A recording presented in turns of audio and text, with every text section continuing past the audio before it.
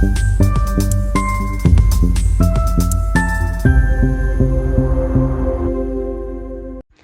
उद्देश्य से ज्ञान भारत राष्ट्रीय हस्तलिखित सर्वे अभियान शुरू किया गया। यह अभियान हमारी इन अनमोल विरासत को संरक्षित करने की एक महत्वपूर्ण पहल है। यदि आपके पास 75 वर्ष या उससे अधिक पुराने हस्तलिखित ग्रंथ, पुस्तकें या दस्तावेज है तो हाथ से लिखे गए, चाहे वे किसी भी भाषा या किसी भी लिपि में हो, उनका संरक्षण और डिजिटलीकरण किया जाएगा। इनमें से अध्यात्मक, आयुर्वेदिक, गणित, खगोल विज्ञान, भूगोल, नाटक शास्त्र व किसी भी अन्य विषय से संबंधित ज्ञान शामिल हो सकता है। चाहे यह सामग्री कागज पर लिखी हो या कपड़े पर, भोजपत्र पर या ताम्रपत्र पर। इस अभियान के तहत सभी प्रकार के हस्तलिखित सामग्री का स्वागत किया जाएगा।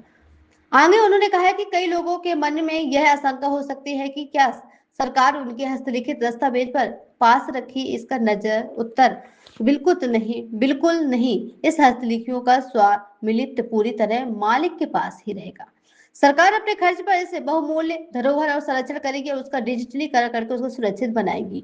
इसलिए यदि आपके घर, निजी संग्रह, आपके आसपास किसी मंदिर, मठ, आश्रम, पुस्तकालय अथवा अन्य स्थान पर ऐसा कोई ऐतिहासिक हस्तलिखित ज्ञान संग्रह सुरक्षित है तो कृपया उसे इस अभियान में पंजीकृत कराएं ताकि हमारी यह अमूल्य विरासत आने वाली पीढ़ियों के लिए संरक्षित रख सके। नमस्कार।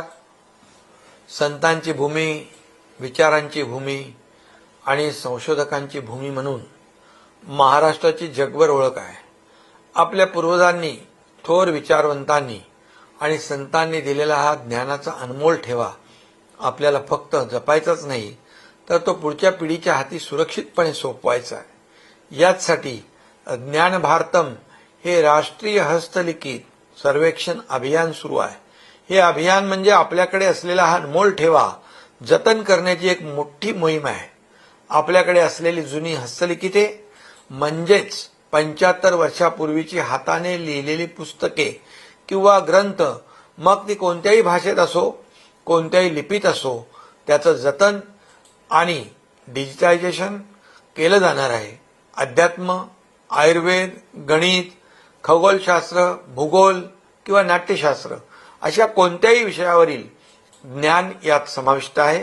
हे साहित्य कागदावर असेल, कापडावर असेल, भुर्जपत्रावर असेल किंवा ताम्रपटावर असेल, या सर्वांचा स्वीकार या अभियानात केला जाईल। एक महत्त्वाची गोष्ट सांगायची आहे।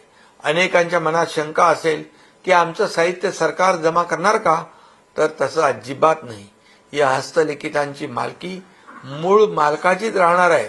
शासन स्वतःच्या खर्चाने या मौल्यवान साहित्याचं जतन करणार आहे आणि त्याचं संगणकीकरण करण्यात येणार आहे। त्यामुळे तुमच्या घरात, संग्रहात किंवा आपल्या परिसरातील मंदिर, मठ, आश्रम, ग्रंथालयांमध्ये असा कोणताही ऐतिहासिक ज्ञानाचा ठेवा असेल तर त्याची नोंद या अभियानात करून हा ठेवा आपल्या पुढच्या पिढीसाठी जतन करून ठेवा। धन्यवाद। जय हिंद, जय महाराष्ट्र।